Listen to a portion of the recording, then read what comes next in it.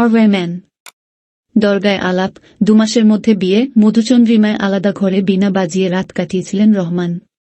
1995 সালের মার্চ মাসে সায়রাকে বিয়ে করেন রহমান। প্রেম করে নয়, সম্বন্ধ করে বিয়ে হয় তাদের। বিয়ের পর 9 বছরের সংসার। স্ত্রী, 2 কন্যা এবং 1 পুত্রকে নিয়ে সংসার ছিল রহমানের। 4 হাত এক হওয়ার পর 2 জীবনের তাল সে তাল মিলে গিয়েছিল। প্রায় 3 দশক পর কাটল সেই তাল। বিয়ের 9 বছর পর বিচ্ছেদের সিদ্ধান্ত নিয়েছেন অস্কার বিজয়ী সুরকার এআর রহমান এবং তার স্ত্রী সায়রা বানু। 1995 সালের মার্চ মাসে সায়রাকে বিয়ে করেন রহমান। প্রেম করে নয়, সম্বন্ধ করে বিয়ে হয় তাদের। বিয়ের পর 9 বছরের সংসার।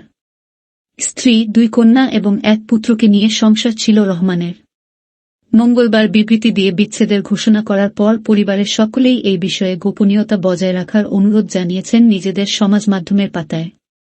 এক পুরনো সাক্ষাৎকারে রহমান জানিয়েছিলেন তার মায়ের পছন্দ হয়েছিল সায়রাকে। বিয়ে করার সিদ্ধান্ত নিয়ে ফেলেছিলেন সুরকার নিজেও। 2 পরিবারের মতে সম্বন্ধ করে বিয়ে হয় রহমানের। রহমান বলেছিলেন, আমি চিরকালই স্বল্পভাষী। সারা জীবন খালি সঙ্গীত, সুরের মধ্যেই ডুবেছিলাম। প্রেম, বিয়ে, সংসারের কথা আমার মাথায় কোনো দিনও আসেনি। কোনো নারীকে যে প্রেয়সী রূপেও দেখব তার সময়টুকু ছিল না আমার কাছে। সঙ্গীত চর্চায় নিজেকে বিলিয়ে দিয়েছিলাম। রহমানের কথায়, কাজের সূত্রে আমার সঙ্গে প্রচুর মহিলার আলাপ হয়েছে। তাদের সকলকে শ্রদ্ধার চোখে দেখেছি। কখনো এমন চিন্তা আসেনি যে কারো সঙ্গে সারাটা জীবন কাটানো গেলে খুব ভালো হতো। তবে 2-7 বছর বয়সে রহমানের চিন্তাধারা বদলে যায়। রহমান পুরনো সাক্ষাৎকারে বলেছিলেন, 1994 সালের কথা। তখন আমার বয়স 2-7 বছর হবে। হঠাৎ অনুভব করলাম যে আমি বুড়ো হয়ে যাচ্ছি। বয়স পেরিয়ে যাচ্ছে আমার। এবার বিয়ে করতে হবে। তখন মাও আমার জন্য কোণে দেখা শুরু করল। রহমান জানিয়েছিলেন, চেন্নাইয়ের সুফি সাধক মতি বাবার দরগায় গিয়েছিলেন তার মা। সেখানেই প্রথম সায়রাকে দেখেছিলেন তিনি। আসলে দরগা থেকে ঢিলছোড়া দূরত্বে ছিল সায়রার বাড়ি। কানাঘুষো শোনা যায়, সায়রার বাড়িতে গিয়ে প্রথমে সায়রার বোনকে পছন্দ হলেও সায়রাকে দেখার পর তাকেই পুত্রবধূ হিসাবে পছন্দ করেছিলেন রহমানের মা।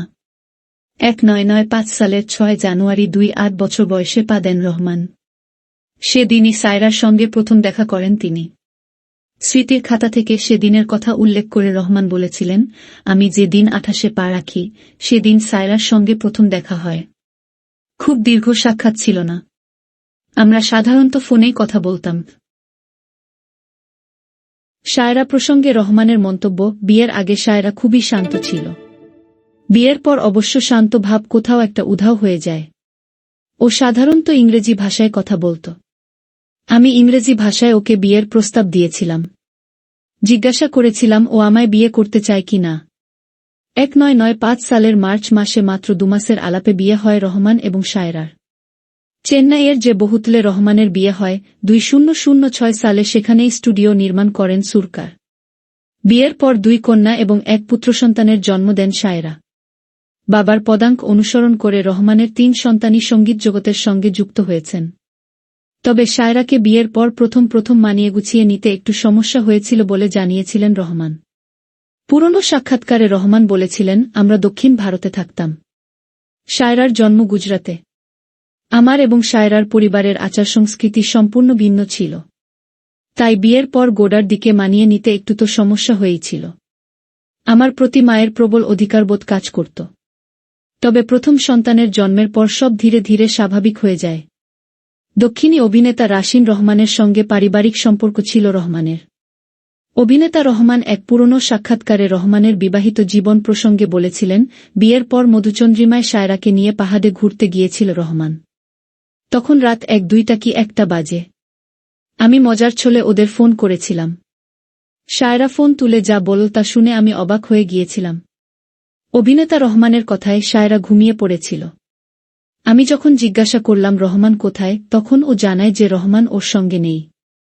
দুজনে আলাদা ঘরে রয়েছে। পাশের ঘরে বীণা বাজিয়ে সুর তৈরি করছিলেন রহমান। 2023 সালে এক পুরস্কার বিতরণী অনুষ্ঠানে সায়রাকে ভাষা নির্বাচন নিয়ে নির্দেশ দেওয়ার সময় বিতর্কে জড়িয়ে পড়েছিলেন রহমান। দক্ষিণ ভারতের এক অনুষ্ঠানে পুরস্কার গ্রহণের জন্য মঞ্চে উঠেছিলেন রহমান। সঙ্গে ছিলেন তার স্ত্রীও। দর্শকাসনে তখন দক্ষিণী জনপ্রিয় তারকাদের ভিড়। পুরস্কার গ্রহণের পর মাইক নিয়ে রহমান বলতে শুরু করলেন, সাক্ষাৎকার দেওয়ার পর আমার আর সেগুলো শুনতে ইচ্ছা করে না। কিন্তু আমার স্ত্রী বারবার সেই সাক্ষাৎকারগুলি শুনতে থাকে। তামিল ভাষায় এই কথাগুলি বলেছিলেন তিনি। তা বলেই শায়রার দিকে মাইক এগিয়ে দিয়েছিলেন রহমান।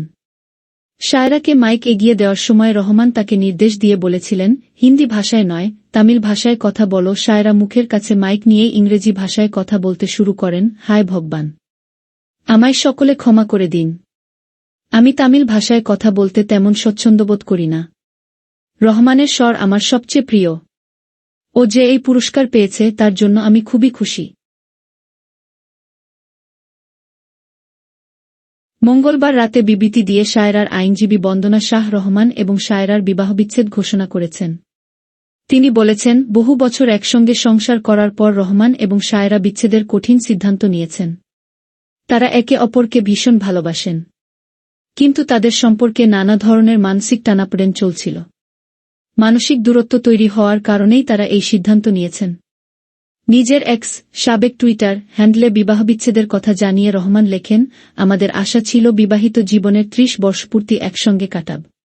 কিন্তু জীবনের সব কিছুই অজানা পরিণতির দিকে এগিয়ে যায়। আমরা খুবই কঠিন পরিস্থিতির মধ্যে দিয়ে যাচ্ছি। আমাদের গোপনীয়তাকে সম্মান জানানোর জন্য সকলকে ধন্যবাদ। বাবা মায়ের বিচ্ছেদের পর তার কন্যা খাতিজা এবং পুত্র আমিন দুজনেই সমাজমাধ্যমে গোপনীয়তা বজায় রাখার অনুরোধ জানিয়েছেন।